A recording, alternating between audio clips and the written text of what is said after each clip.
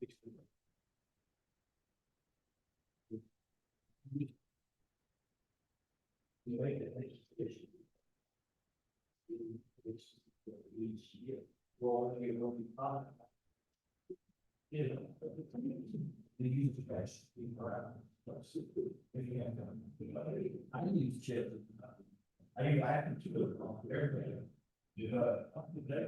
least someone wrote this. Yeah. Yeah, That's right. yeah.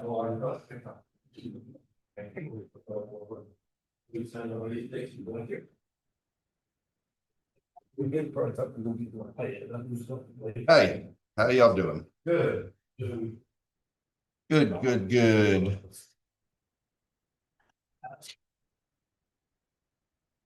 What's up? Morning.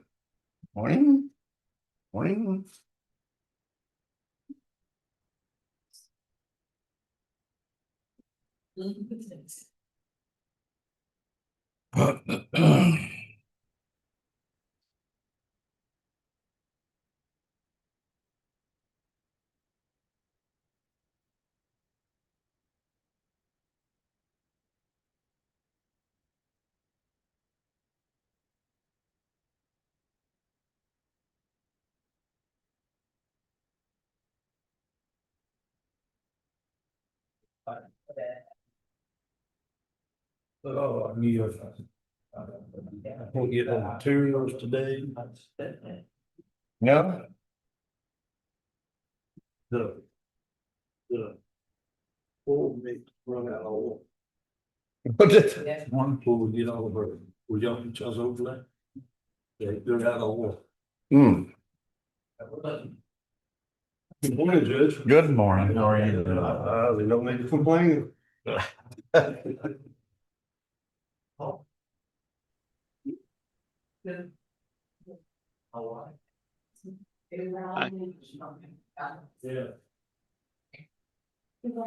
Oh, eventually, I'll take you.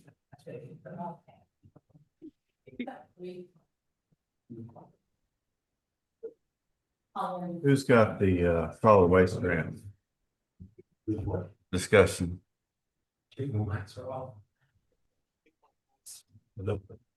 Have a green light on the line. That's mine. Yes.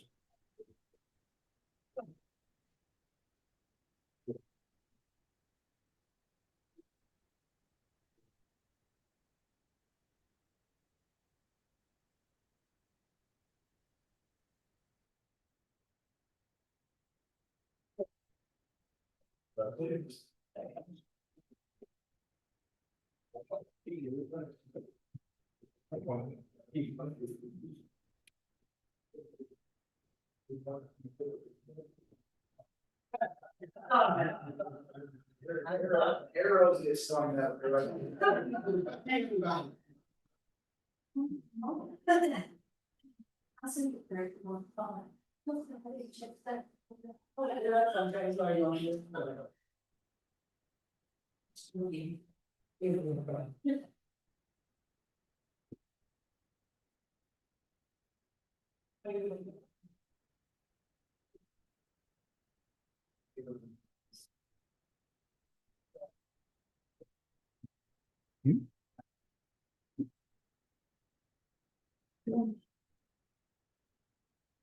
Perhaps.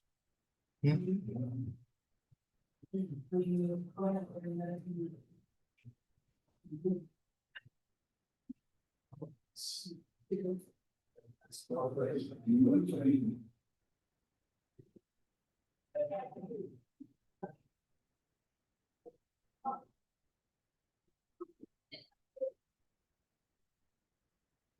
can roll on my hands and that's on my mouth.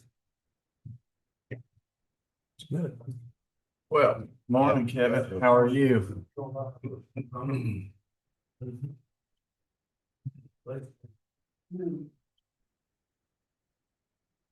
See the outline of we got the dead time or free time or no time. It is. Yeah, I thought so. I got another stack here. Is Brandon gonna be here? No.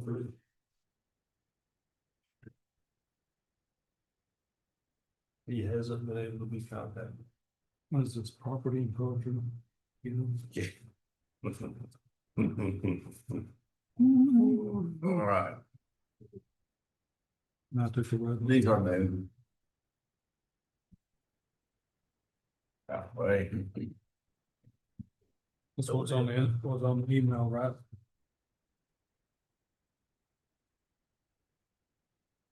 All right, I will call this workshop to order at 9:04. And we have 4 different workshops that we're going to conduct. And the first one, we're going to discuss the fiscal year 26-27 solid waste grant. And I believe that Fire Marshal is going to discuss that. Yes, sir. So right now, the precincts are doing it as a precinct. I think that the reason there's a couple reasons I'll request this be a workshop. To see if they're talking to the coordinator, there may be a more efficient way to get the county resources if we submit for these grants as a county. So I don't know exactly what all y'all are doing. The only thing I kind of heard about is just like cleanup days, but it's much more in depth. They'll bring dumpsters to hot spots. So I mean, it's a lot more in depth. And I know Keegan went to the actual workshop. And then the other part that I was going to talk about is the position that I put for an environmental specialist. It's eligible for salary supplement. So, but it's based off of how much of their work is going to be in the solid waste management program. So if you wanted the things that they offer is up to 30,000 for the first year, 15,000 for the second year, and 10,000 for the third year. But that's if 100% of their duties is solid waste management related. So for us, the big things on that is illegal dumping and abatement. And so, and then there was another question about having TCO certification for them, but I got all that stuff answered.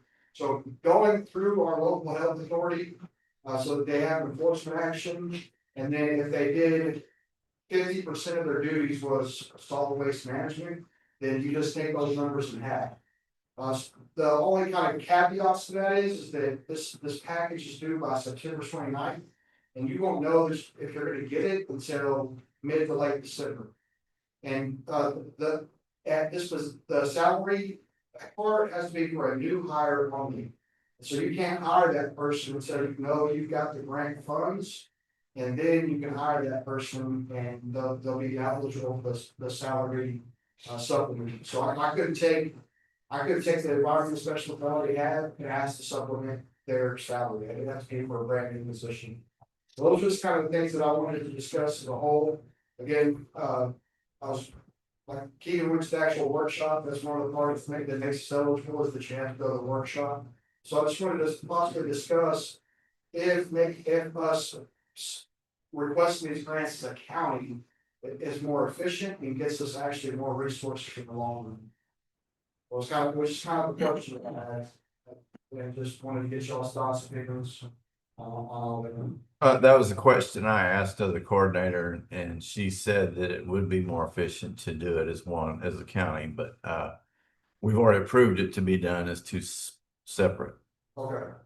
To the commissioners court meeting last week, I guess it was. Yes, sir. We've already approved it to do it that way. Yes, sir. I know this was kind of last minute, but I'm guessing that they do this every year, so maybe this is just something that we put on our radar for next year. That we look at, is it more efficient and we get. Well, actually, they're doing it for a 2-year period, I Yeah. believe, right now. Yeah, it's a 2 year. It's 2 year. Yeah. It's in the past, it's always been a 1 year, but this year, for some reason, it's a 2 year, right? They've done a 2 year deal on it. And before I could say, yes, I agreed with that, I would have to have more information on it. Because I know how we've done it this year. I was actually in office whenever we done it. Yes, sir. And of course, all the paperwork had already been done on the fill out and everything, but we've been doing it already to get it turned in for, by the 20, or I think it's already turned in, if I'm not mistaken, on mine. 24th. Yeah, I think that she's already, April's already done it. Cause she had me in there questioning me on some stuff the other day about it. So that's gonna be for a 2-year period this time. But, I would like to see more information on it, but, which we've got time now, if it's a 2-year deal. To get everything together and look at it and compare it. I know it goes very smoothly the way we do it. You know, but, and I understand what you're saying, cause it could add to all year long, basically, I guess. Yeah, so looking through the packet that Keegan had given me and then also calling Lisa and just asking as many questions as I could. The next step after this, you're right, I wouldn't have all the answers to your questions. I basically wanted to get y'all's thoughts, and then at some point, I was wanted to go have a face-to-face meeting with her and ask the more technical questions about what's the most efficient way to submit this, and actually get her responses to a lot of the questions, but, she did say that, the precinct, she even conceded that the precincts had, or knew that the individual precincts were gonna be turning in, grant applications as well. Because on an email that she responds to me back with some of the questions that I had, she recognized that. Yeah. So, yeah, I think we just got a little bit too late in the game. But it was just one of those things I wanted to make sure. Yeah. No, I was surprised that it moved to a 2-year. I guess it's maybe easier for them to do a 2-year deal, less paperwork and stuff. It's what I would assume.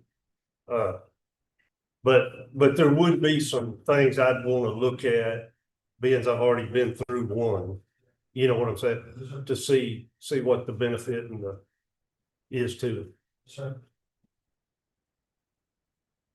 The benefit is that it releases more resources to us, correct? Yes, sir. In the initial conversation, yes, sir.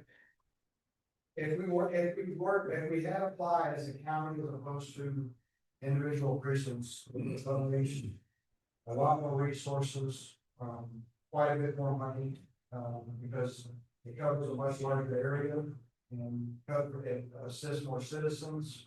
And so they view it differently than when just individual precincts submitted. And then would that take it off of us as commissioners of each precinct, and you would be in charge of doing the grant and getting with us and setting it up? That was something that we would have discussed today, is whether that, well, not even today, that would be a question that I would have had for her to see who has the authority to put in for these grants, or who's the best person to put in for it. Is it the commissioner's court as a whole? So just, those were other questions that I had as far as who would do it. As far as writing the grant, I think my office is gonna work in connection with your office with Keegan for the actual writing of the grants. Yeah. And, administering and stuff like that. As far as cleanup days go, we would still have to process that through the different precincts with the, because y'all have the facilities. So, yeah, that's. Yeah, but on the, and you can correct me if I'm wrong. If we're talking that salaries are involved in this, I have to work my guys on Friday and Saturdays, Yes, sir. and my guys only work 4 10-hour days. Yeah. So I have to pay up with that, cover some of that for me. No, so that the grant supplement is for tonight. Everything I've seen so far, the grant supplement is for full-time positions only, and they have to be new positions. So I may be wrong by saying this. So the benefit of that would not benefit the precinct as much as it would your office.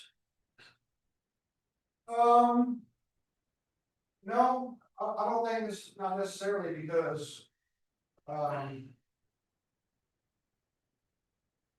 would have to see what's baked into those grants and how they could be used. So I said no, but that's not, I don't know the answer to that question. As far as value for the new position or the benefit, yeah. With the new position that would help mine, but the only thing is, like I said, there's just a lot more than just cleanup days that they can do. They can actually send manpower, additional resources for the county to help with the. Yeah.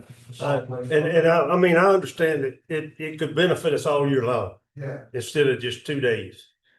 But, you know, I mean, but as far as salary supplement, yeah, the biggest thing on that is that it has to be a brand new position, like I was saying. This is something that we're gonna go forward on for a position in my office. We wouldn't know until December if that part of the grant was gonna be approved or not. And I wouldn't be able to hire that person until they told me, yes, you're approved. Go ahead. okay. Well, we got 2 years to work on that. So thank you. Okay. So we're just gonna keep our eyes open for the next round, correct? Just proceed on with the precinct 1 and precinct. Was it 1 and 3? Yes. Okay. All right. Anything else in solid waste? Item number 2, discuss volunteer fire departments in Van Zandt County. We have had some issues come up about the volunteer fire departments in our county. I know we dealt with issues at Ben Wheeler 2 years ago and had to resolve that as a commission report. But we have MOUs with the fire departments and we provide them a $600. Some of them is different, a little bit more, $600 a month to help augment or supplement their expenses.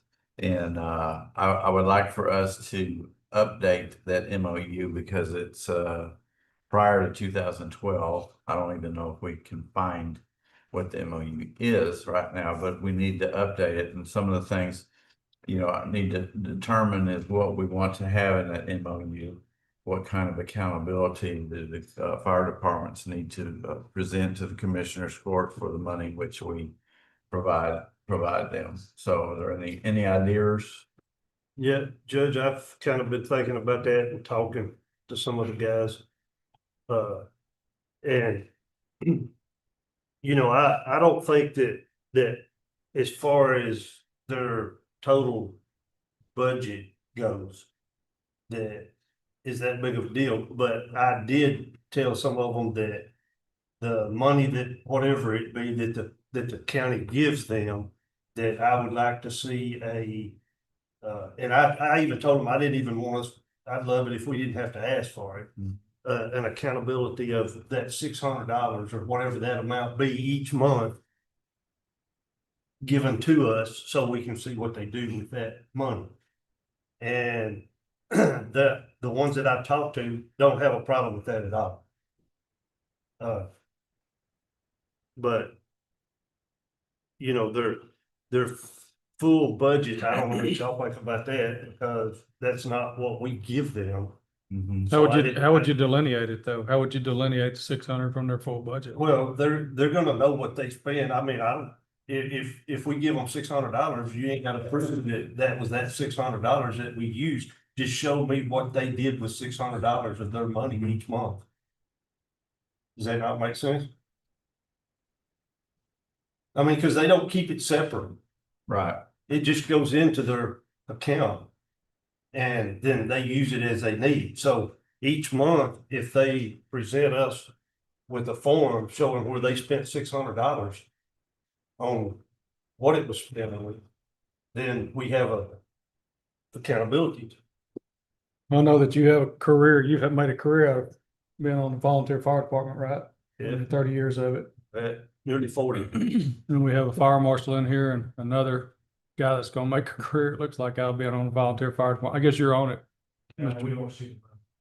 Okay. If it's Well, I'm just ESD, asking you, like, what do you, what my question is, if they're ESD, they don't receive the $600. No, this is just Just the, I just want to ask a question, like, is it possible for a volunteer fire department to get themselves in a bind?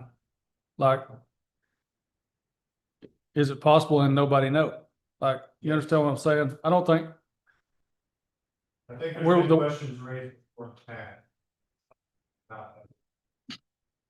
well, it's a fine line to walk with the volunteer fire departments because the main word in there is volunteer.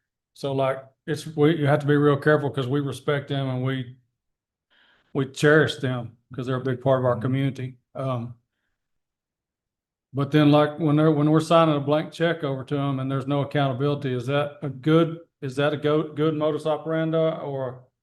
I think it should be accountable. How do we distinguish between the 600 and their regular budget? Is that possible or should they just lay their budget out before us? I mean, you're saying just show us where the $600 went? I'm I don't know saying, how you just like, distinguish that. Like, just like so we have a form of some sort that they have to fill out, itemizing what they spent that $600. I'm not just saying right down here that we spent $600 on equipment. I want to know what equipment they bought, what, if it was gloves, if it was flashlights, if it was fuel, if it was insurance, whatever. okay, You know what I'm saying? yes. And they would have to be able to, separate it, they would have to start a different account.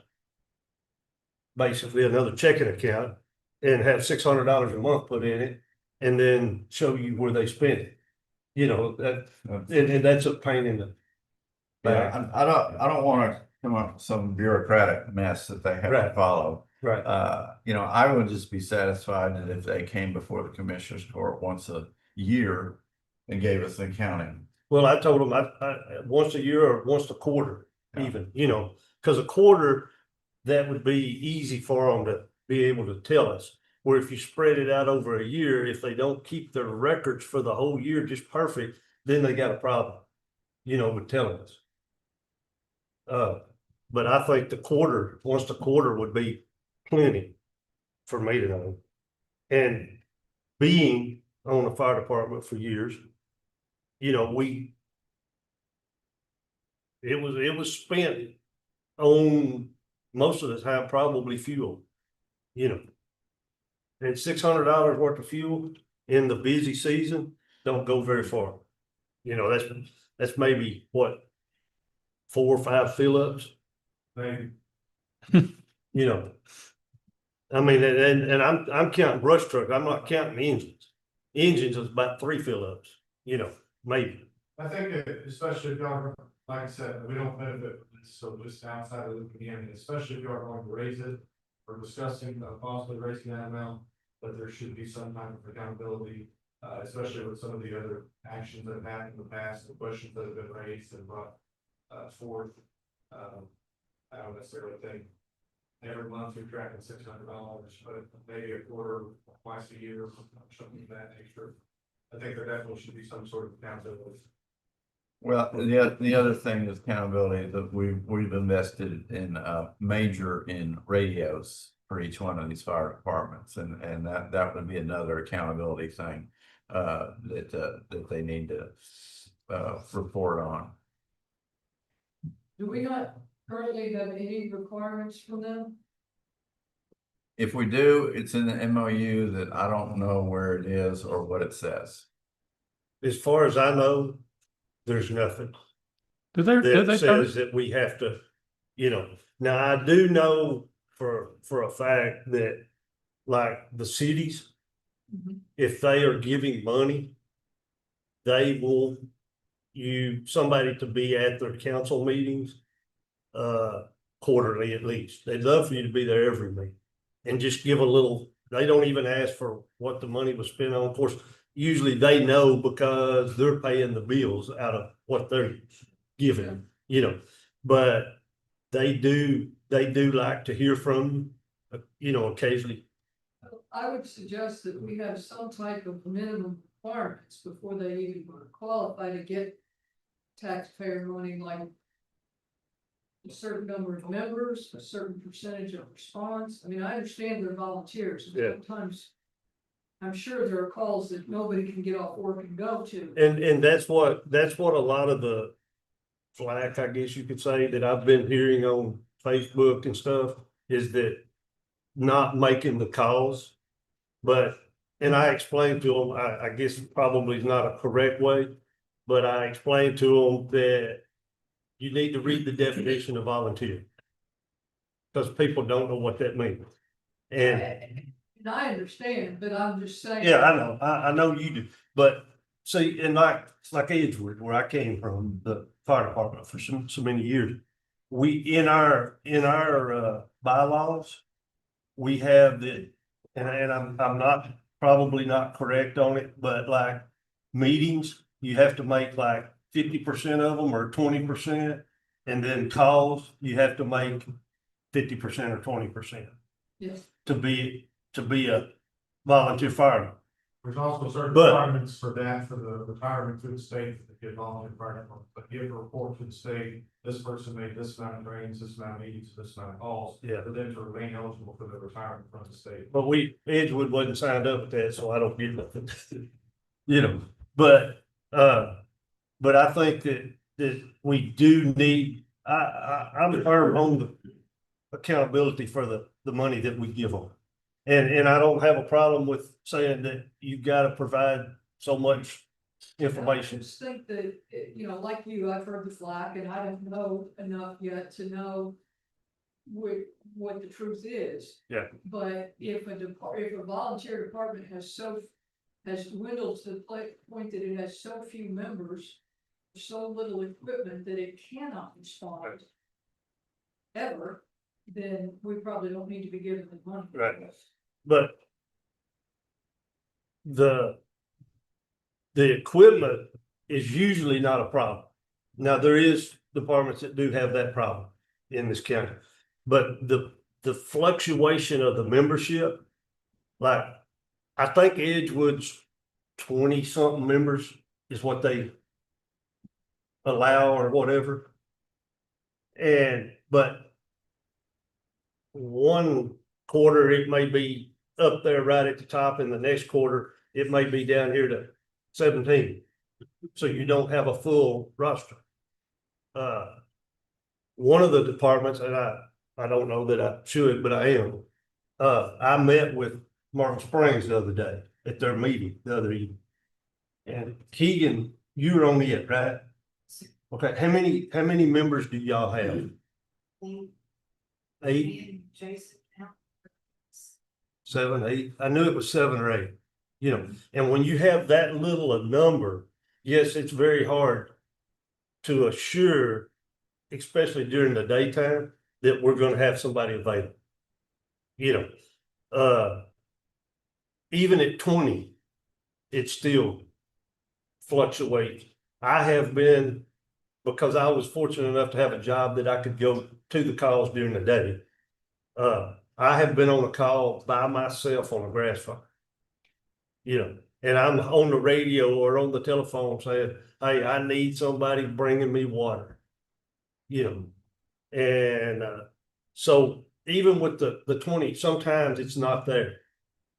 But going back to the money, I still believe that $600 or $900, whatever we choose to do with it, they need to be accountable for that. I think there has to be like, can I say something? If you make it quick.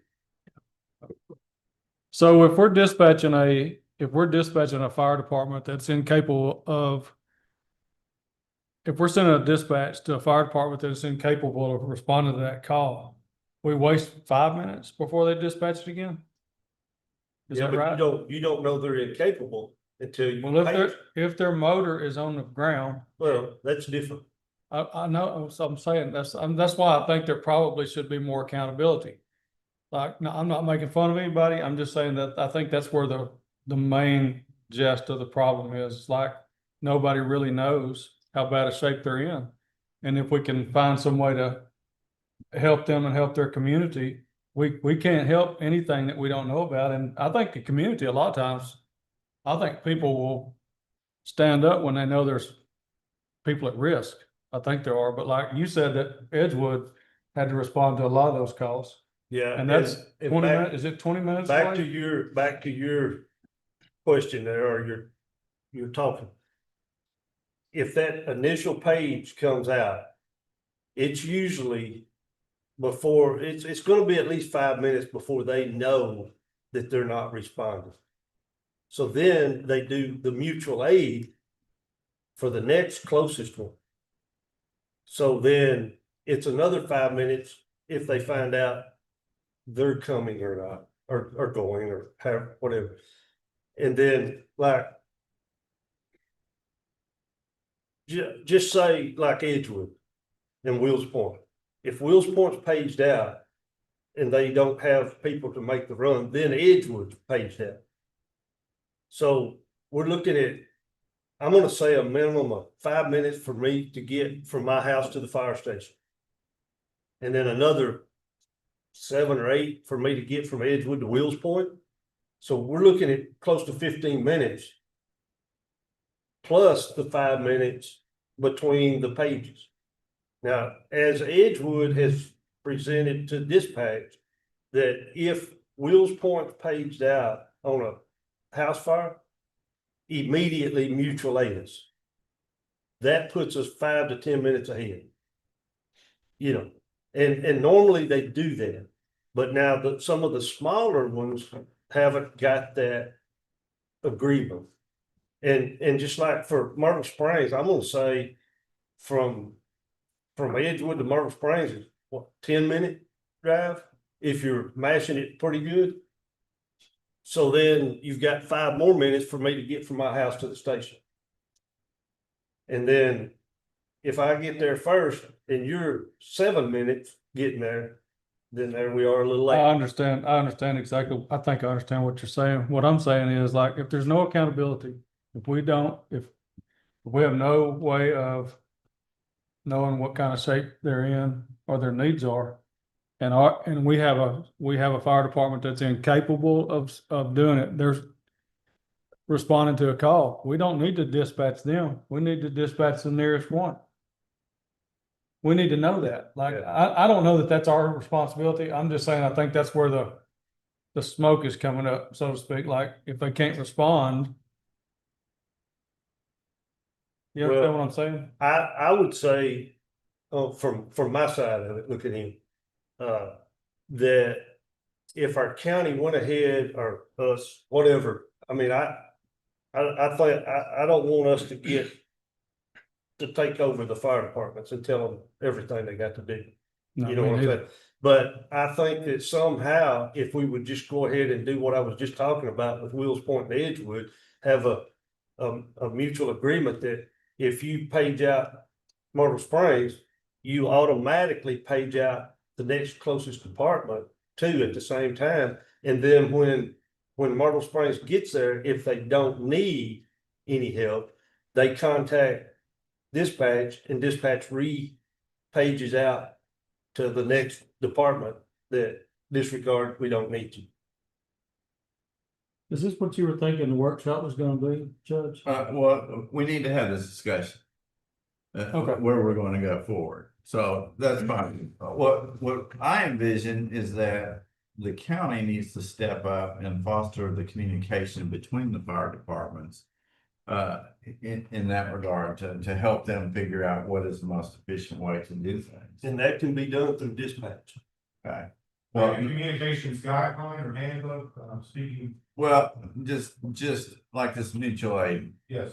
deal, and I'm not talking about, I'm talking about getting everybody in one room and talking about it. And not only that, but also about resources. What kind of resources, because the county has the ability to get grants or help with grants in that regard, to identify grants that the volunteer fire departments can obtain that they may not have the time or resources to research. And that's another way that we can assist them in that regard. But I'm just talking about getting everybody in one room and kind of saying, you know, what is the best method to handle this, the most efficient way, and then what resources does each fire department need? Because there may be other fire department, volunteer departments that have equipment available for that. And I have talked to Edgewood And they have like bunker gear that they could donate. Now, they may not be in the greatest shape, but they still work good.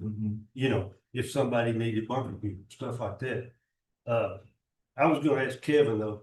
Kevin, do you know how many departments we have that are not actually in a city? Yeah, so there's only, the ESD fire departments are Grand Springs, Wells Point, and South Rankin County.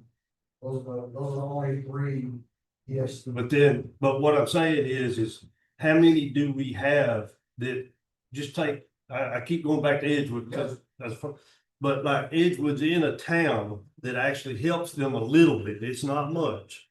You know what I'm saying? So like Rolling Oaks, Martin Springs, Whitten, Fruitvale, you know, like that, I'm thinking what is that, Red Springs, not Red Springs, but Redland, Midway. You know, those guys do not have a city that could contribute to them any at all. Yeah. You know what I'm saying? And so that's the ones that I see having the most problems. Is where they have to just depend on grants or fundraisers or whatever. Yeah, so. I think we're focusing too much on the micro right now, so what I mean by that is. I've contacted, most of the non-ESD fire departments. And I've asked them to, we're gonna have a meeting on Wednesday, October 1st. At 6:30 p.m. And the purpose of this meeting is there used to be a, Van Zandt County Fire, before the ESDs, or the Van Zandt County Fire Chiefs Association. And to my knowledge, there was some good and there was some bad. The good stuff about it was they even got to a point where they paid membership dues for this. They had enough money, they had actually put a down payment for a training facility for the entire county outside of Willis County. All the departments have put a down payment on that. At some point after, they put the down payment, they're looking at different stuff. Some of the different fire departments started looking to go ESD. So basically, everybody took their money back and went back to their own sandbox.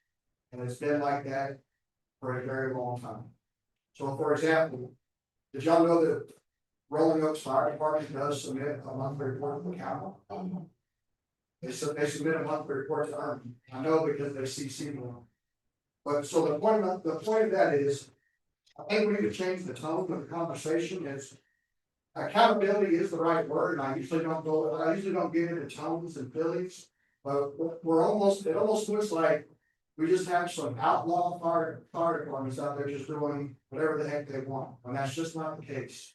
Well, these people have service hearts, they have full-time jobs, and the history of the fire service, all volunteer fire departments are hurting. It used to, when you had your local volunteer fire department, that was almost like the community center. It's where people went to hang out, families gathered there, and so there was tons of volunteers. Well, in this new age of everybody plays baseball all year long and they're so busy, the membership isn't there. So what I'm asking these fire departments to do on October 1st is to come together again and basically create a new association. Because Texas Government Code Chapter 352 does talk about the sharing of fire department resources within the county. And how that procedure is supposed to be laid out. So I just have like the umbrella of what this meeting will look like. So what this meeting will look like, this very first meeting is because I'm not gonna be the leader of it. I don't have, the fire departments, this is their meeting, right? And so, but I can offer the county and even myself individually and offer them more resources. So when you come together as an association, the things that does for you is whenever you submit for a grant, there's two big things that they look for whenever you submit a grant. So whether it's the forestry service or whoever. One, they look at how many active members do you have, how many responses do you make, and then are you what's called NIMS compliant, National Incident Management System compliant. If you're those three things, generally, you are open to every grant that is out there. And there are some fire departments that, if they only have 7 members and they apply for a PPE grant to the state. But the state also gets from another fire department that has 50 members, which application do you think the process at first? The one with 50 members. So what this association does is initially, the two big things that I'm gonna be trying to get everybody to understand is what it does initially is that we do come together as an association that raises our numbers, right? And then we can also share resources better because we know what everybody has. So I'm sure there are departments that doesn't know what Edgewood has here to go through. But it's the sharing of those resources that will really help you out. Plus, what that does is now we can get a game plan on how each department becomes NIMS compliant. So that meeting, the first meeting is basically a housekeeping meeting. One, is this something that we want to approach again? Because there was some bad. And what I'm asking them to do is the same thing I'm going to ask you to do. I'm going to ask them to pretend like Van Zandt was born yesterday. We don't have a past. All the stuff that happened back then it never happened or it's gone. Because if we continue to carry that sled of anger and, just old grudges, we're never gonna move forward. So the first one is just gonna be like, is this something that we wanna do? Okay, yes. Why do we wanna do it? And it's basically what I'm trying to open up funding and manpower to the first role. That's what I'm trying to open up. Now, the frequency of those meetings, I don't know. It's gonna, because they are volunteer and they already have their own meetings, that's some stuff that I've got to talk about. But I've already talked to them that there would be whether it's quarterly or twice a year, they come to the commissioners board and that was the ask that I have for y'all as commissioners board is, what do y'all wanna know? And some of it's easy, where did the $600 or $900 go? But also, then, yeah, they're bringing some accountability to you, but also when they come to you with an issue and understanding that this association will handle any issues that it can handle itself, training, any resources that we can move around, anything like that, they will handle it in-house. But then they're also gonna bring issues to the commissioners board that are outside of their control. So, for example, to get an actual mutual aid agreement, it's supposed to be a written document, not just a handshake. And so, getting back into the micro of when do people get dispatched? That's more than just fire departments getting together to make it correct. So for Ben Wheeler, we had a fire that was on really, really close. I can almost throw a rock to Smith County's full-time, fully staffed fire station. And they weren't dispatched until the early morning hours when people were starting to go home, and we just needed more manpower. And then we have, the north side of our county, the south. So we border a lot of fire departments in amongst our county. So we're going to talk about mutual aid agreements with them. That's two, commissioners boards working with each other. That's us working in conjunction with the sheriff's department and getting them a handbook. Because those dispatchers are good. They'll do whatever that SOP is as far as what gets dispatched. And so it's just sitting down with them and creating, it's called a box system.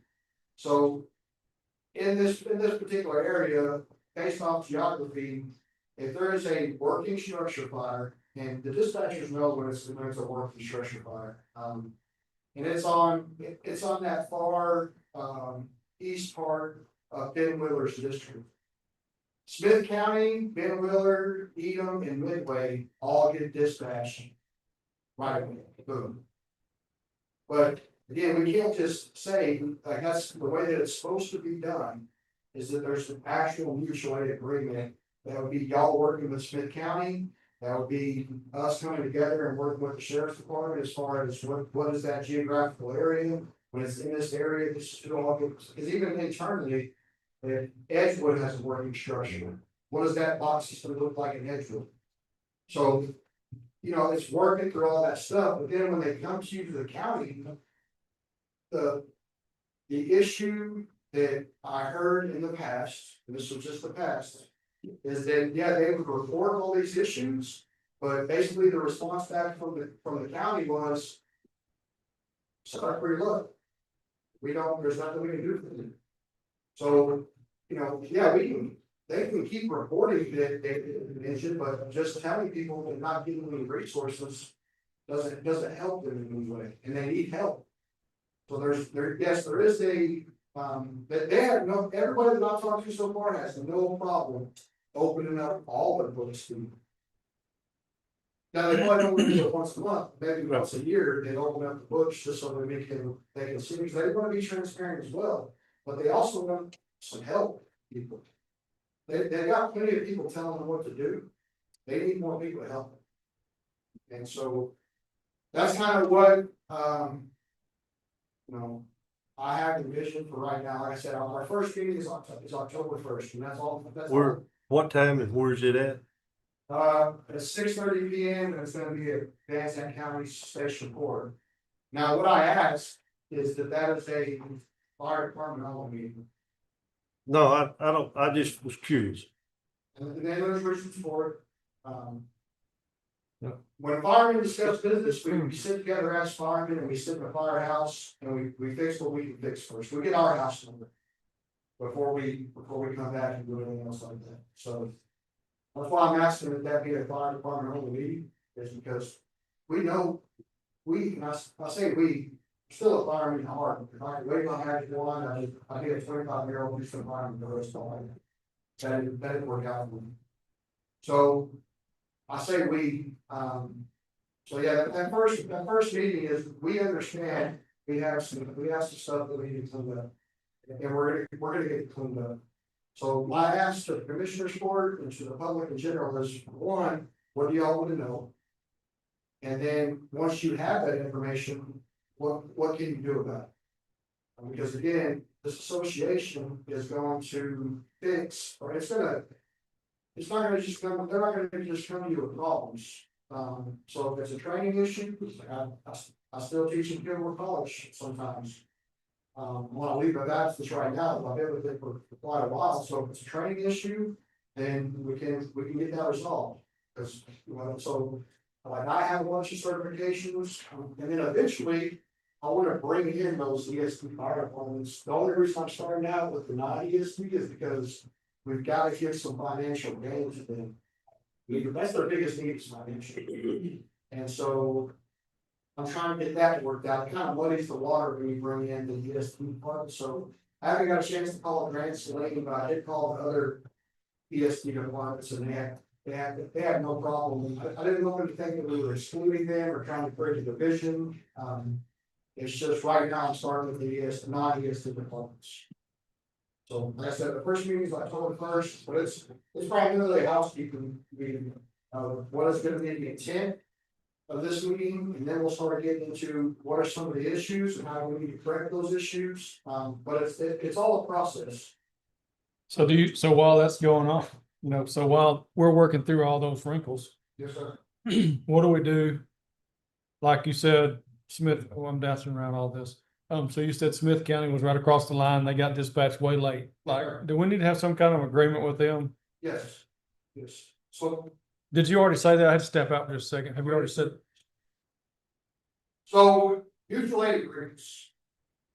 Right now, I can't find any that are written. They're supposed to be written, because I can't say for sure, but with a high level of certainty, if we ask, like South Lakes, Walking, or we ask Smith County, for a mutual aid agreement, they may ask for financial compensation. And they may say, I'm just throwing a number up there, I have no idea, that includes working with the DA and getting an actual written memorandum of understanding. It's basically a contract. But they may ask for, okay, we'll do it, we want $5,000 a year to do it. Then we either agree to it or we don't. And they may not ask for anything, I don't know. But we have to, that's something that we have to work with. Do you think right now we have any fire department that cannot fulfill a call? So, Volunteer fire department. Do you think there's one? I mean, you're out more than I am with fire departments. Do you think there's Are we leaving a community susceptible right now?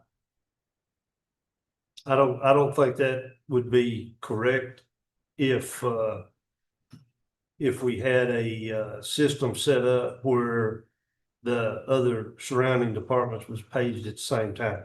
Yeah, so that getting into a reporting system, but kind of the issue with that is that they all use different alerting systems. So active 911, what do you get grant on? Sometimes they say can't, I'm using first group. First due, so And- first due and active 911. It's basically an app on your phone that if I'm a volunteer, when a call comes out, I can see it. But I can also report like who's available, who's Yeah. unavailable, and even which apparatus are available. Edge would use IM response. So, I guess 6 months ago prior, I don't know, I haven't been in this dispatcher lately, but I do know prior, we were all online responding, I think the only people that were using active 911 was the city of Lamb. At that time, there was a TV put up in dispatch that showed all the fire departments, I'm responding, Right. but Bobby puts on I'm responding that he's available. And I put on I'm responding, I'm not available, I'm responding to the call, so the call comes out. They can look up on that screen, or we're able to look up on that screen and go, oh, Bobby Phillips is around to the station. Okay, we have somebody answering that call. I can do that on my phone. Right. Yeah, Can we because not communicate by the radios now either? We all got these radios. You should be able to communicate, I think it comes down to the bottom line of getting something set in place and men's fire marshal for trying to bring everybody together. We needed somebody to bring everybody together to make greater good for the community. But I think it comes down to a dispatch, and I know this quite well, I worked in another county in the dispatch center that we all work together quite well, with 14 different fire departments. We have a policy that states, okay, a fire alarm or a structure fire drops in the city of Edgewood. You automatically page the city of Wilson Point, Fire Department, is that automatic aid? Automatic aid. Well, then say, Bobby says, I need more water, we'll get mutual aid for improvement, because we've already paged our automatic aid for Wilson Point, and now we're calling in mutual aid. So I think it all comes down to policy or a SOP or some type of guideline or communication handbook that says, when this happens here, this is who your automatic aid is. And it's normally your closest department, so it will depend on which side of Edgewood it was. I think it had some type of communication guideline or handbook or something. I know there was, used to be communication handbook, I think like 2007 is the last time it was updated. But if there was something saying this is what we did, but it would require us all getting back together, like you said, work together. yeah, there are at least 2 to 3 departments that use active 911, but dispatch wouldn't be able to see them. So yeah, it's all well and good, but how does dispatch receive that information? And so it's a working out process. So to ask you your question, you know, again, these are all volunteer departments. So, you know, it's when does the call come out and who's available at that time? And we've got to get better at how do we communicate who's available or what's available to the central hub, which is everything goes through dispatch. And like I said, they're really, really good there, like really good. So if they know what these are the guidelines, they'll do it. They just gotta have the proper guidelines. Right, to answer your question, then we do it, in Kaufman County, the highest ranking, when that call drops, we're on the same radio system as we are getting on here. When that first call drops, the highest ranking officer on the fire department or firefighter, the highest ranking will acknowledge the page with dispatch. We actually have a policy over there, if it's any call, we pay, if they're not answering it, we're paging it every 3 minutes. So if it's a medical call, and it drops to 3 minutes, you're paging it again. If it drops again at 3 minutes and they still haven't responded, you're paging it again. But they acknowledge the page. I know some places do it here, just depends on what it is, but that's something that can be done. So I don't necessarily think drop the medical call 3 different times is the right answer. Yes, it can be done, that's how it operates. But another deal Now, I answer your question, sir? another deal that we haven't even realized either is there is occasions where if, just say a house fire and there's nobody home, that it may be burning 20 minutes before anybody notices it and you get the call. So by the time you get there, we're at 30 or 35 minutes now of this house already burning. and it's rolling when you get there. You know, Well, we'll say some of the resources you was talking about bringing together, us, South End, Van, Wells Point, the three ESDs. We actually provide what's called volunteer station staffing, so that there's somebody at the fire station 24/7, 365. I think South Bend's there, don't quote me on it. I think they do two. We started out with one October 1st, we're going to 2 people in Grand Sling, and I think Wells Point people as well. So if we all knew that, we all had together, well, these people have, fire station 24/7. Okay, well, they help out here, I know that there's somewhere all around the county, but it would take everybody getting together, knowing that they have those resources. Yeah, it's not just between the other counties, but. Just using Branson, I don't know if Branson will do this, but because they're a ESD county. And they are funded through taxes collected and distributed from the ESD. If they're gonna take calls from somebody, they have the right to ask for compensation. So it's all those details that you have to work through, but did I answer your question?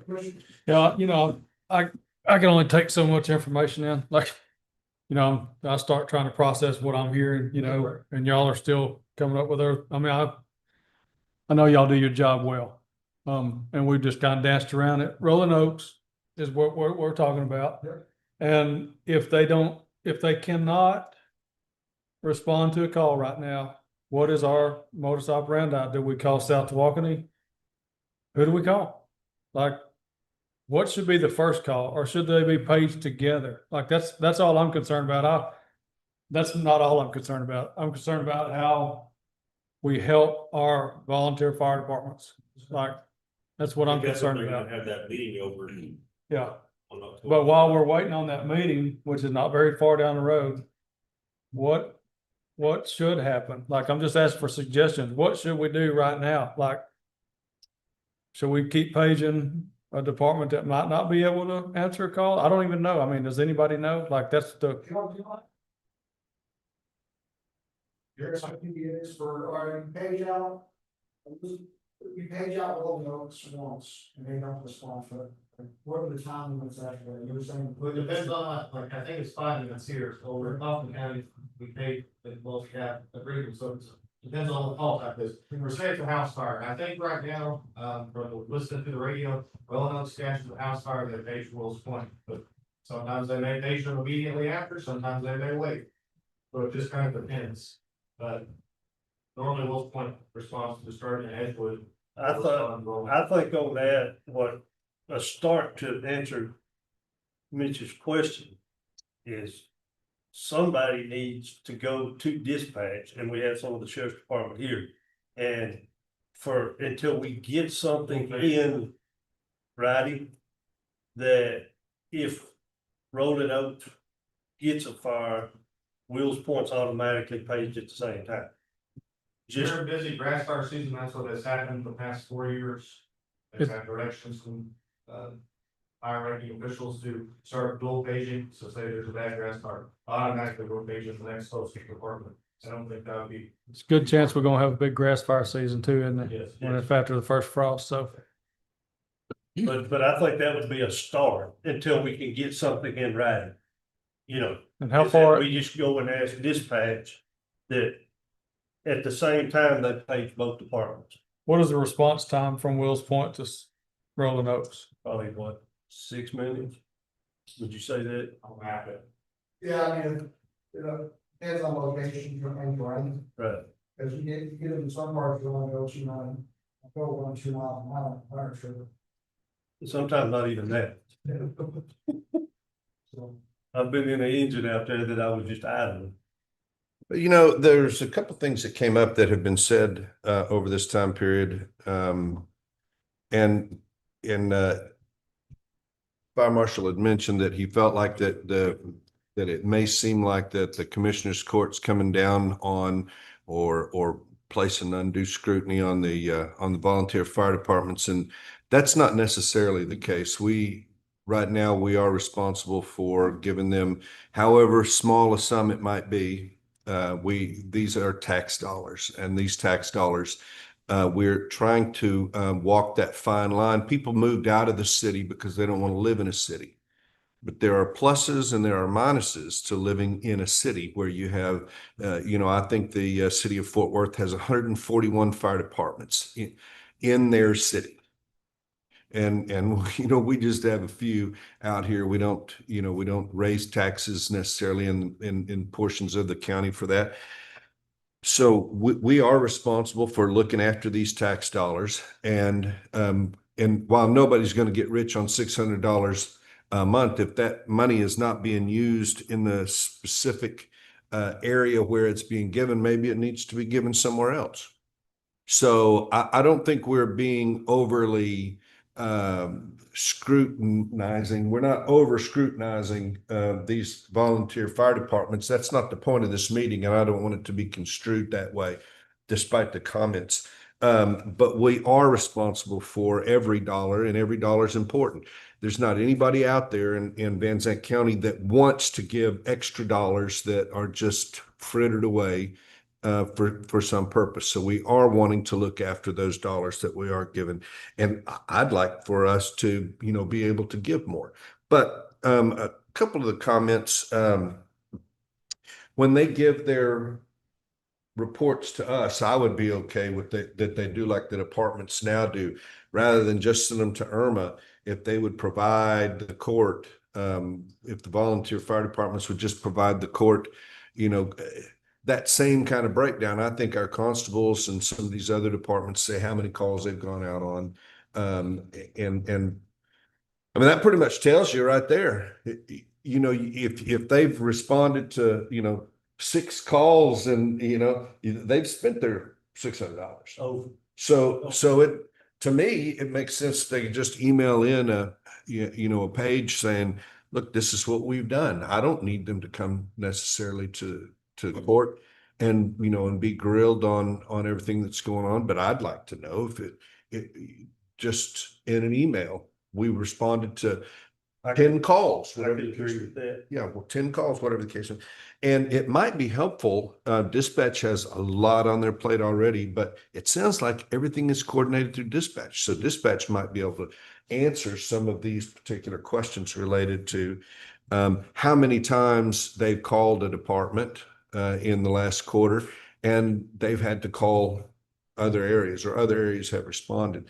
I don't know, but those are some of my thoughts related to this. And I really would like to get to the point we support them a little bit more, because all of us do. I don't know how many people live in a city, but I don't live in a city, but all of us depend on these volunteers and certainly appreciate their assistance and the work that they do. I think that would be a very good So when way you, to do it. when you say you responded to a call, does that mean that you pulled a truck out of your bay, or you drove up while somebody else was responding to the call? Like what And watched. qualifies responding to a call? I don't have a fire suit on. I drove up and Will's Point's there working on it, and I responded. Is that a fair assessment? Is that fair to say that? Like, that's not think- fair. If that's what's going on. First of all, there may be those, because I have been one of them, that maybe didn't get out of my house as quick as I should have. And knowing that the trucks had already left the station, I have went straight to the fire. Well, I think my but- point was more, they don't have to come here to court. No, Just but- provide a but written report. to answer Mitch's court. question, I don't think there's a fire department out there that's gonna fill out a report and say that they went to that fire without having a truck. You There, have to pull out their actual, so that's the stuff, you have to pull out their actual run report run to report. see what they took, what they did. That lists equipment and such. Yes, The individual run report will, but so like, for example, I just pulled up Rolling Oaks, July 2025. 1 grass fire, 2 trash fires, 8 medical calls, total calls 14 in district, 0 calls out of district. So for the month of July, Rolling Oaks responded to a total of 14 calls. That's pretty average Anywhere from 12 to 20. Once you start getting to the 20s, it's kind of, that's a high number for them, but anything below 12 would be a low number for them. I started getting their CC on their reports since February. And so that's just kind of. I think that. Know about a specific incident.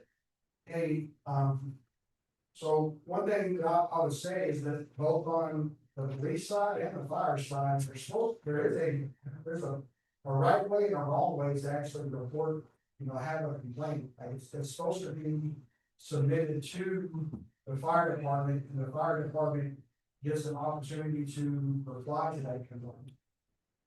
And so that if there is a question about an individual call, then they can pull up that run report and say, this is what actually happened. Like the word of mouth and just kind of, well, I'm having problems with this fire department. I need dates, I need addresses, I need that stuff so that we can go back and pull the individual run reports and see, what actually happened with that. So, so if there was a question about a call in South Milwaukee inside Van Zandt County, I have to, have the date, address, and I would go to dispatch probably and ask them, hey, can you pull up the call for service? And now I have that call for service that's generated by dispatch, and I would look at all the fire departments that responded, and I'd have to go to each individual fire department, get a copy of their run report to give you the totality of the circumstances of that call. If you want to get in detail, then that allows our victims to ask to run. I just looked up the influence runs just for September already. They've had 50. So it sounds like the data is already here. Can somebody just provide it to the commissioner court?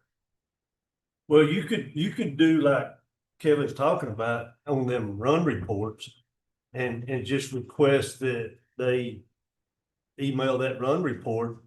Or the summary? Yeah, the summary to it.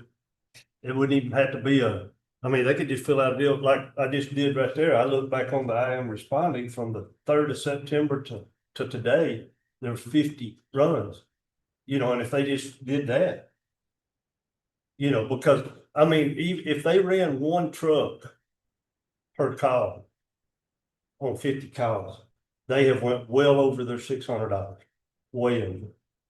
So like another question I had, it's like, man, does Edgewood get any money from the city? The city gives them a very small yearly budget, whatever, budget. to operate on. And I might be wrong, but the last account I had, it may have been 25 or 30,000. And that includes to pay their truck insurance, fuel. But that's basically paying them to do in town, in the city college is basically what they're doing. But if you look back on them runs that I just went through, there might be other than medical, that included medical and. Same number for that. Right. But there's more runs, a whole lot more runs out of the city than there is in the city. So yeah, my net monthly report is just submitted to them. I don't know, what, I haven't gotten involved with it. It was one of those things that I was waiting for budgets to be over, because that's a beast in and of itself. That's why I scheduled a meeting for October 1st, so we kind of start off on a clean slate. So yeah. But they do have a truck to respond to fires with it over Rolling Oaks. Okay, so we will wait until after your October 1st meeting and ask you back, get some feedback on where we should go from here. But at least we've gotten the information. Yeah, my answer to the commissioner's court is, I said, I don't know. I'm just kind of throwing numbers out there to give you an idea. Maybe the Van Zandt County Fire Department Association meets monthly, right? And there's stuff that we do, and then potentially we meet either quarterly or twice a year. They actually come to a workshop for the commissioners for and present, that's the ask for y'all, is what information do you want? They'll provide it, but then that also gives the fire department an opportunity to say, here's the issues that we need help working through. We can't fix it ourselves. We need local government support. Well, I just know that this year in the first budget workshop, we started out with a desire to double what we were giving them. Is that right? No, it was from 600 to 900. No. Yeah. It was 12, he started with 1,200. It was double. Okay. That was what I started I out. apologize. Then we went down to 900 and now we're back to 600. Yeah. So, So I just say that to say that it's our desire as a court to try to help them. And so we'll see. all right. Thank you very much. We're gonna move on to item number 4, discuss revisions to game room guidelines and policy.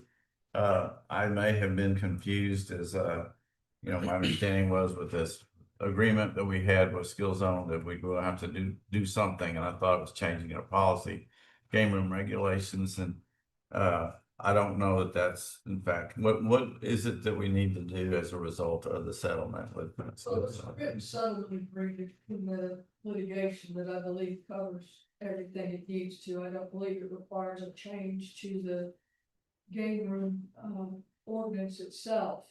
I did read the email that you sent this morning, and I think we need to add that. So when this is put on the commissioner's agenda, I'll have a proposal for that. I don't know if Kevin has any proposed changes to the fire side of the game room ordinance or not. I don't know if he's had a chance to even look at it. Just from a fire side of it, all the game rooms have been, very compliant. And obviously, just like everybody else, they have their own issues, but to their credit, they all, they acknowledge those issues, they all work towards completing them. And they completed everything that I found when they find my safety perspective. And we will be getting the application from Skill Zone. There was a deadline, a specific deadline in that settlement agreement, I believe is one day this week, maybe Friday. So we will be getting their application, and then Kevin will do his inspections on the building, and I'll look at the games again. But that'll be part of their application process. All right. Then then we just need to will you let us know when we need to put it on the agenda Yes, sir. and we're ready to, discuss it. Okay. Very good. Moving right along, item number 5, discuss the Commissioner Court rules and policy for fiscal year 26. I've got 2 different documents, Rhonda, and I don't know if you have them or not. There's copies there for you. First one I'm gonna go over is the Commissioner Court meeting agenda policy. And again, we've discussed a lot of this. We've made some changes over a period of time, but I just want to put them in formalized writing. And the first item is consent agenda. The consent agenda is part of the meeting agenda. The group's routine, non-controversial items such as approving minutes, department reports, and committee appointments under a single heading. These are expected to be approved without discussion and a single vote for the adoption. The commissioners and the county judge may request to remove any item from the consent agenda for separate discussion, ensuring that time is saved in substantive issues, while still allowing for transparency and addressing the concerns. And so I itemized what can be in the consent agenda, and the first 6 are already in there, which is approving the minutes of a previous Commissioner Court meeting, approve county bills for payment, ratify county bills as submitted, approve budget line item transfers, approve monthly department or elected officials reports, approve proposed installation of pipe and or utility lines. Those are already in there. I wanted to add 2 more items that we haven't done in the past, and that is approve bond renewals for county employees. That's pretty routine. I don't think anyone's going to oppose those.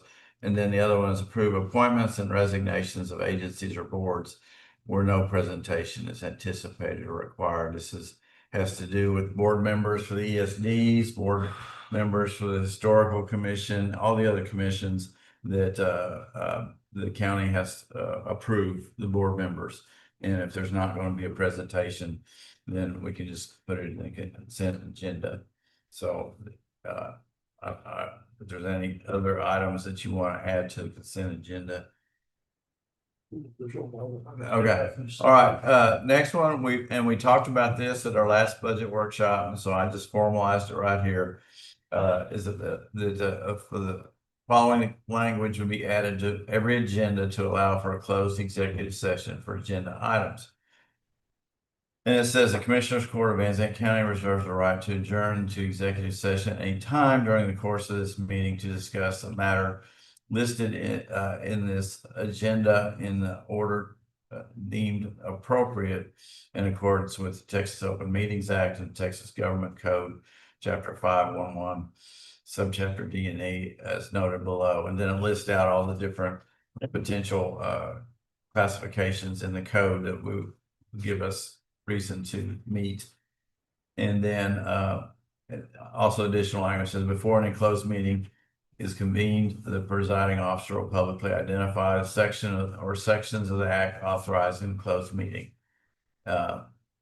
Should any final action decisions of that vote be required or a final vote be required in the opinion of the Commissioners Court with regard to any matter considered in such closed executive session, that final action, final decision, or final vote shall be either made in the open meeting covered by the notice upon the reconvening of the public meeting or in a subsequent open public meeting. So I just stole this right off of Kaufman County's agenda with a few more updates or cleanups in that regard. So we've already talked about that and doing that. The other next item is public comment, and that the following language will be added. I don't think we have very much detail in our current agenda as far as what public comment consists of, but members of the public who have filled out a participation form prior to the start of the meeting have an opportunity to address the Commissioners Court or on agenda items. The court is unable to deliberate or respond to public comments. Individual comments are limited to a maximum of 5 minutes. I'd like to ask Tonda a question here related to this, the sentence that he just read. The court is unable to deliberate or respond.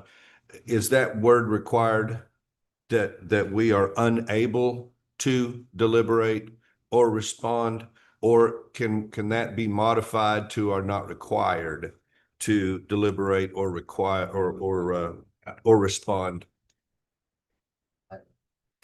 Not required. I would say the court is not required to deliberate or respond to public comments. But I know that there have been public comments where people have accused us of specifically breaking the law. And and there have been times where I've wanted to ask simply, at what point do you have any evidence whatsoever that the law has been broken, that we have deliberated, or that there has been some illegal activity that has happened behind closed doors?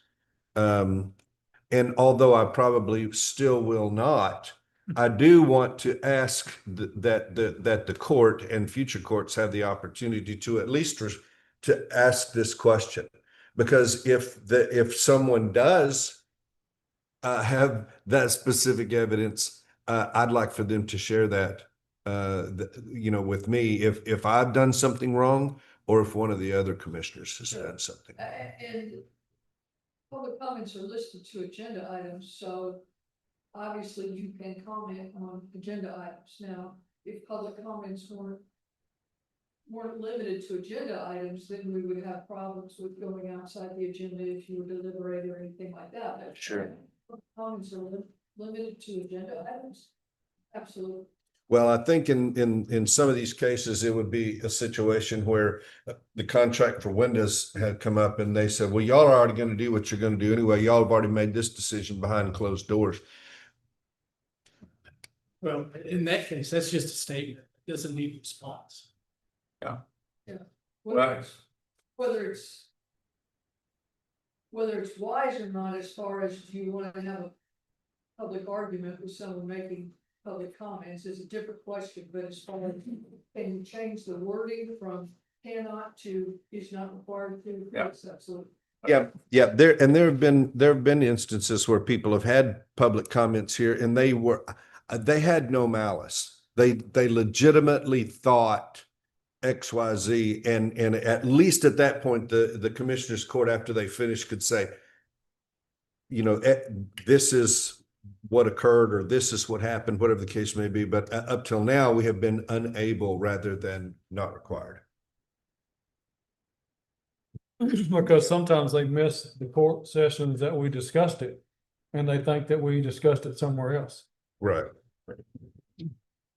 Well, and a lot of times people make comments trying to elicit a reaction to the commissioner's court, and we really don't need to be doing that, even if it is blatant. But there are things in the rules that address that too. So we'll get to that in just a second. And then final, if you wish to address the court, obtain a public participation form at the front of the commissioner's court, submit completed form to the county clerk before the meeting begins. Please be mindful of the commissioner's court rules and procedures, conduct, and decorum when making your comments and or attending public meetings. So, all right, public comment. Then the next one is the agenda line items. And again, I think we talked about this, just about putting the name of the person who's going to be doing the presentation or discussion on the agenda item. Doesn't necessarily have to be the commissioner or myself who signed the order or signed the agenda item, but rather the person who's going to be making the presentation so that we know who to contact. It would also be advisable that the folks that are reviewing the items that are on the agenda coming up, if you see an agenda item on Thursday and you say, hey, what does this mean? What's going on here? And if my name is on it, then people that are in my precinct they're welcome to call me and ask, what are you talking about? What's going on here? And you know, in a year, I maybe have had 2 people that have ever called me in advance to offer their opinion on a particular item 2 times out of, you know, a lot of meetings, not only workshops, but also in these, or elicit what were you even thinking? I'm happy to tell people what I'm thinking. I appreciate the opportunity. And there have been several times that I've been wrong, but do reach out to the commissioners and the people that you see on this. If you have an agenda line item, now that the names of the people who put it on there are going to be on there, even if it says one of the other commissioners, if you're in my precinct, call me up and I'm happy to discuss with you what my thoughts are related to the particular item.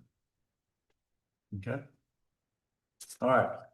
So now we'll move on to rules of procedure, conduct, and decorum at meetings of the county commissioners court. This the one you have in front of you is pretty much the standard rules that most all of I printed out Kaufman County, Smith County, and several others, and they're all using the same format. This is what TAC has recommended that they use, and so a lot of the wording in there is from the original that they've got.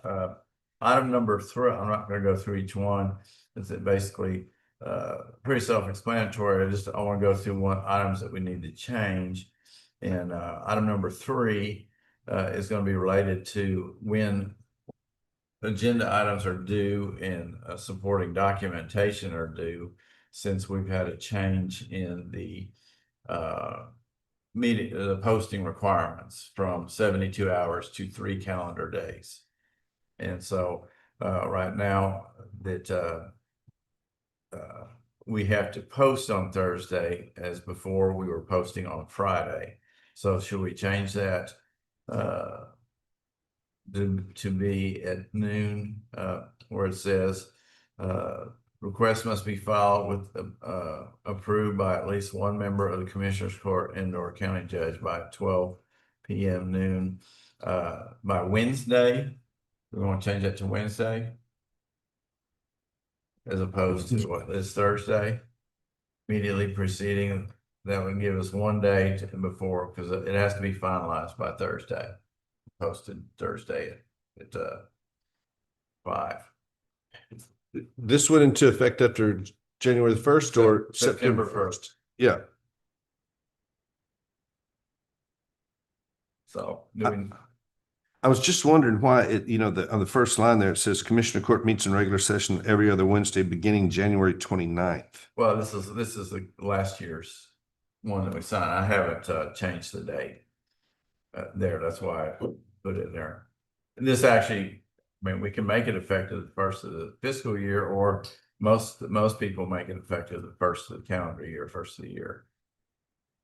So I don't have the exact dates of when our meetings are going to be. So I just didn't remember us meeting on odd days last year, but go right ahead. Wednesday is agreed. Wednesday, By me, okay? I'm unanimous with myself on that. You're congruent. So. I am. All right, so we'll do that Wednesdays. We just basically move everything up, and that all documentation for the agenda item must be submitted by noon on Friday. Before the next regular meeting of the Commission Court. Do we want to keep that? We don't really abide by that. No, I think we need to move all of this up one day in accord with, and perhaps that we just put the hard line. If you don't have your stuff in, it's tabled. All right, I'll change that to Thursday. And then I added this meeting agenda will be posted on the front door of the Van Zandt County Courthouse pursuant to the procedures listed in the Texas Open Meetings Act, Texas Government Code, Chapter 511. And that covers us for that. And then I also put the meeting agenda will also be made available online, and then the website. So I copied that from one of the other counties. So. Judge, might I also suggest here, just reading this paragraph, brought to mind a problem you and I, or an issue you and I have discussed in the past. What about requiring, if a department submits supporting documentation, requiring the department to have redacted any personal information, bank information, thing like that before they submit it, and therefore it doesn't put the burden on the court staff Okay. for that. Well, we're gonna have to have a training session or a guideline on what needs to be redacted. So we do that. I don't know if we need to put that in here. But do you want us to put it in here? I would think this would be a good place for it. Okay. The issue we've been having, gentlemen, is the binder is subject to the Public Information Act. And a lot of departments, mine included, have been submitting bank statements, things like that, that have information that should not be published. So then it becomes a colossal task to take a whole binder and redact all that before it's made public. So it will just tell the departments in writing, do not submit that type of information. Unless you redact it, then we're good. Might be required that these department heads have a meeting, a training meeting, with your department to tell them what's redactable. Sure, absolutely. Okay, now we go down to just basically talking about the meeting going on. I said each member of the public who appears before the Commissioner Court shall be limited to a maximum of 5 minutes to make his or her remarks on agenda items only. It's added on agenda items only to that paragraph. It states it elsewhere, but I added it to that paragraph. So that's all on page 1. Unless anybody else has anything else. Page 2. Well, I just want to make sure that we're squared away with Keegan over there, because she's a big part of that.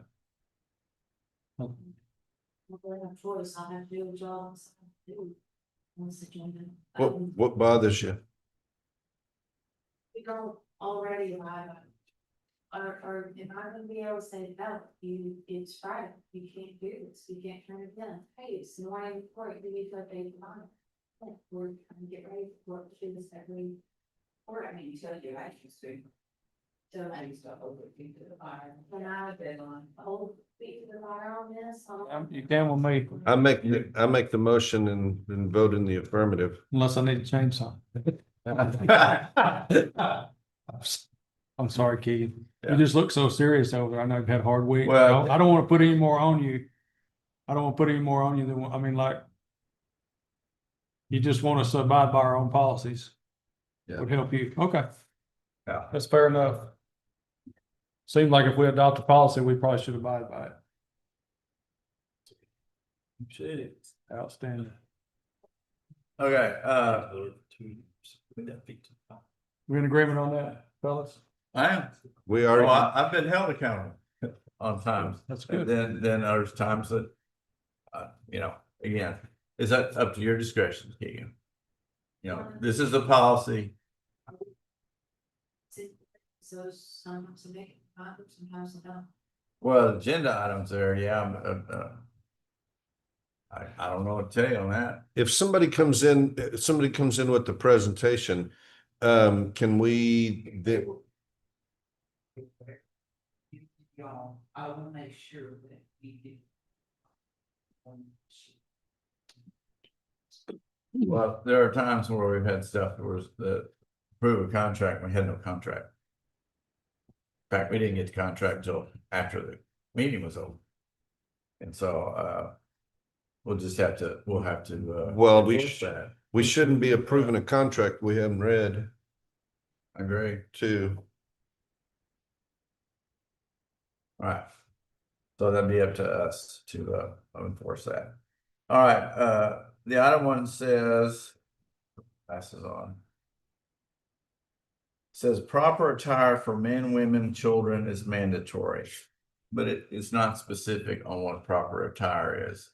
But I do think we need to put in there, no shorts. Is there anything else we need to put in there? Maybe, my suggestion would be proper courtroom attire. Okay, And that's pretty specific, across the state, which means no shorts, flip flops, hats. Yeah, but there's a difference between a criminal court and an administrative court, in my opinion. There is, but typically the decorum in all courts is no flip flops, shorts, tank tops, hats.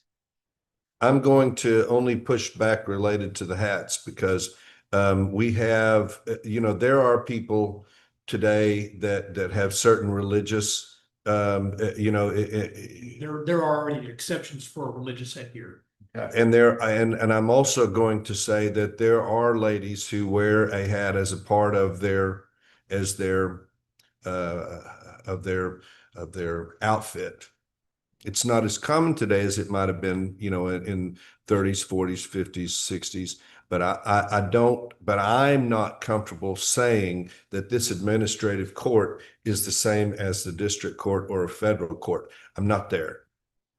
Everybody else may be, and they can certainly vote their conscience.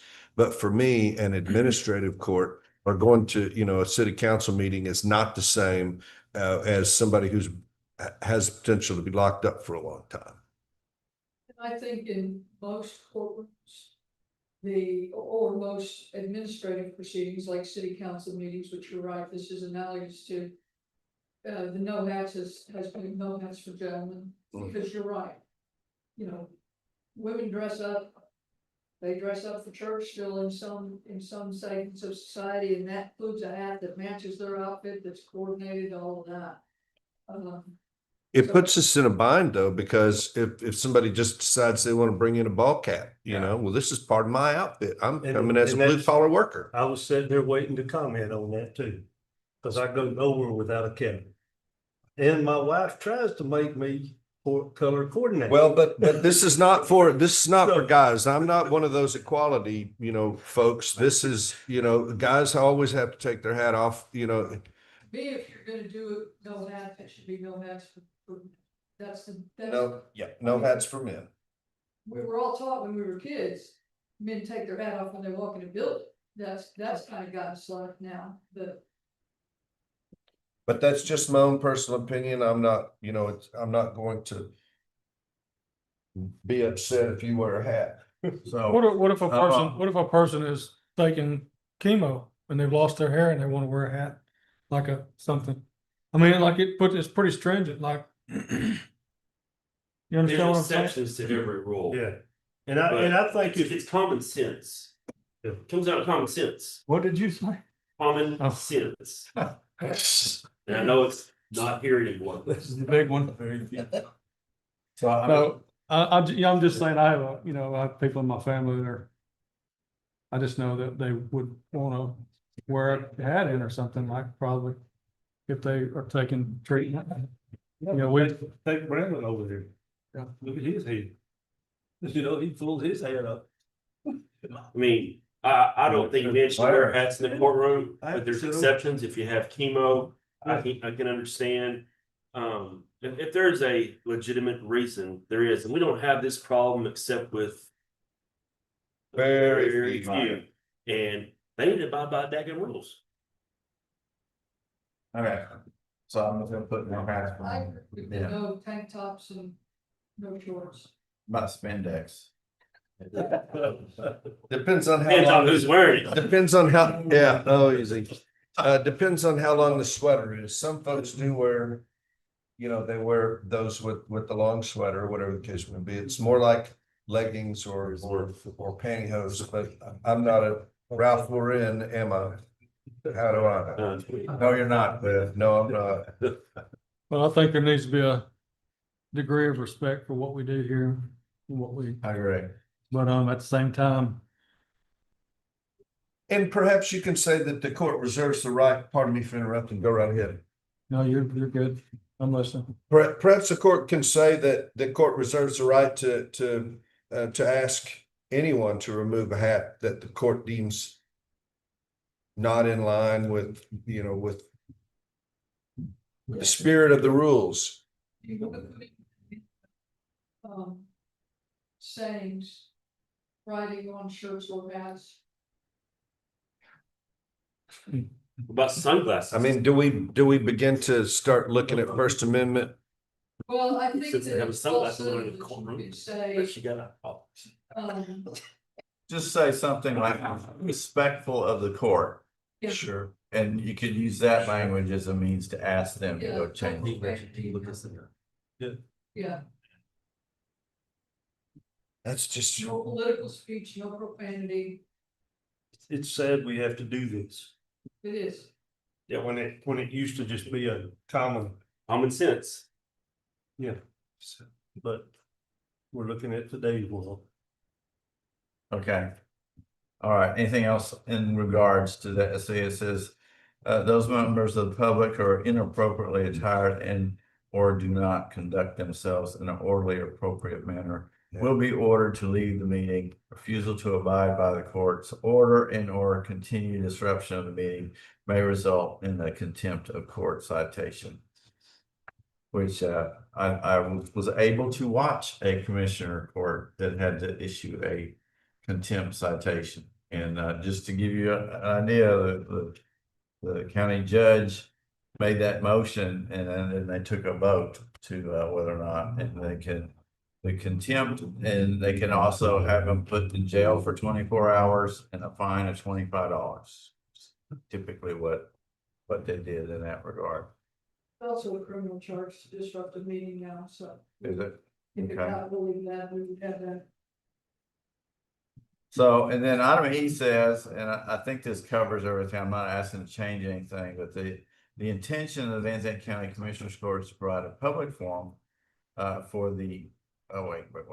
It is not, I'm sorry, it is not the intention of the Van Zandt County Commissioners Court to provide a public forum for the demeaning of any individual or group, whether it is the intention of the court to allow a member or members of the public to insult the honesty and or integrity of the court as a body or any member or members of the court individually or collectively.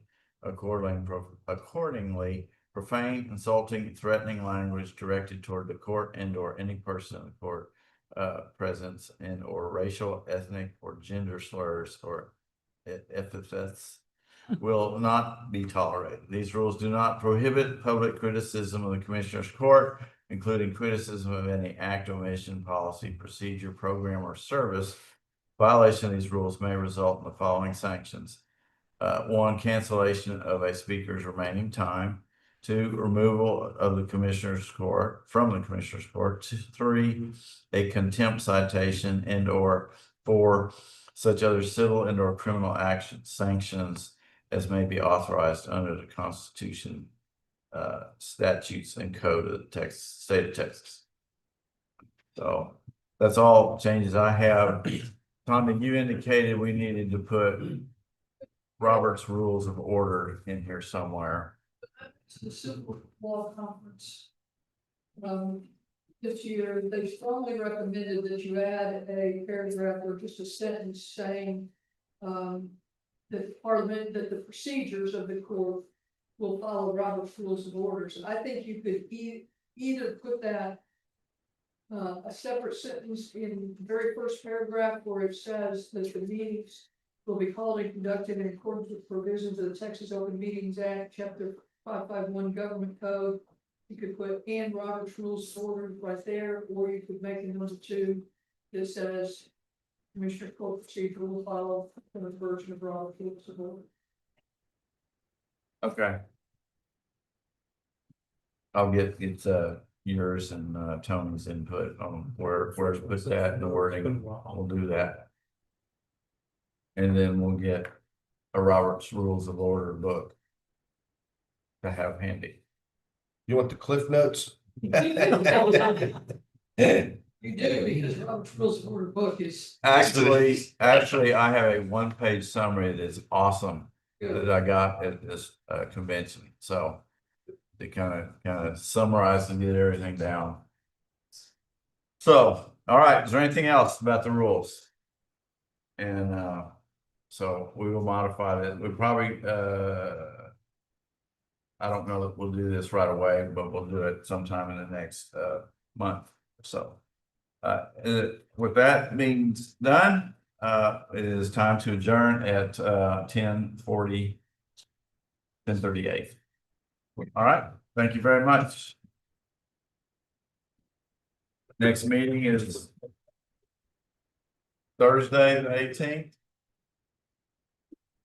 Yeah. We have a special meeting Thursday, the 18th. Do we have one Friday too? Well, no, We need to, I need one for Friday. go for it. You had yours on the phone while I was playing the video today, that, you know.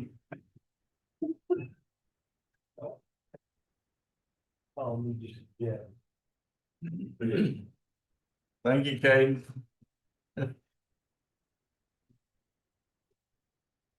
Oh, is that Kate Roger? Yes. I'm recognizing the better sense that. He looks younger. Yeah. Hmm?